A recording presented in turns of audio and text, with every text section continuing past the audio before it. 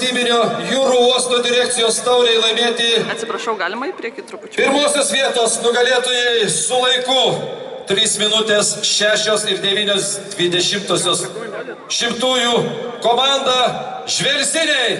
Kviečiame į sceną.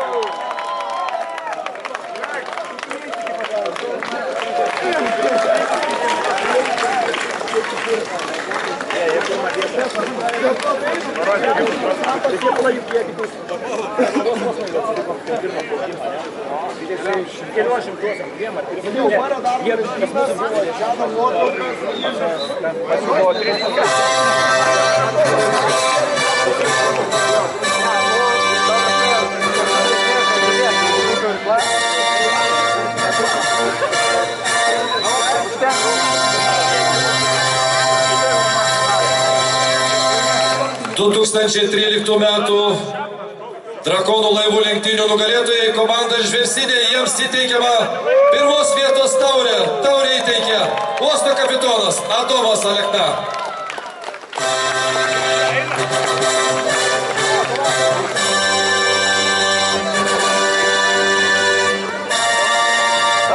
Jiems įteikiama uosto direkcijos saldžioji dovana. Jūsų šūkis, Žvėrsiniai.